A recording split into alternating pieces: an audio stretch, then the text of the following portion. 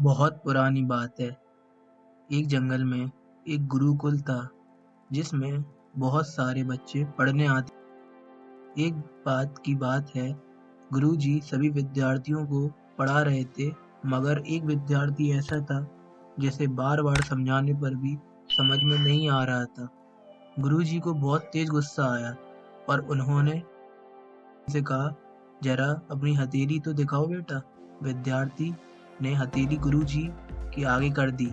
हथेली देखकर गुरुजी बोले, बेटा तुम घर चले जाओ, आश्रम में रहकर अपना समय व्यर्थ मत करो, तुम्हारे भाग्य नहीं है। शिष्य ने पूछा, क्यों गुरुजी?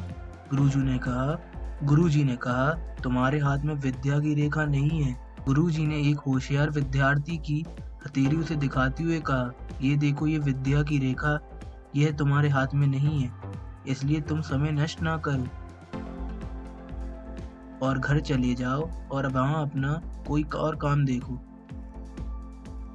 चले जाओ और वहाँ अपना कोई और काम देखो। यह सुनने के बाद उस विद्यार्थी ने अपने जेब से एक चाकू निकाला, जिसका प्रयोग वह रोज सुबह अपनी दातुन काटने के लिए करता था। उस चाकू से उसने अपनी हाथ में एक गहरी लकीर बना दी। हाथ में खून बहाने लगा। तब वह गुरु, मैंने अपने हाथ में विद्या की रेखा बना ली है गुरुजी। यह देखकर गुरुजी द्रवित हो गए और उन्होंने उस विद्यार्थी को गले से लगा लिया। गुरुजी बोले, बेटा तुम्हें विद्या सीखने से कोई ताकत नहीं रोक सकती। दृढ़ निश्चय और परिश्रम हाथ की रेखाओं को ही बदल देती है। दोस्तों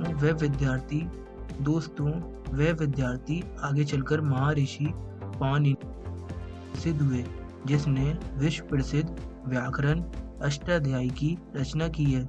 इतनी सदियां बीत जाने के बाद भी आज 2700 वर्षों बाद भी विश्व की किसी भी भाषा में ऐसा उत्कृष्ट और पूर्ण व्याख्या तक नहीं बना।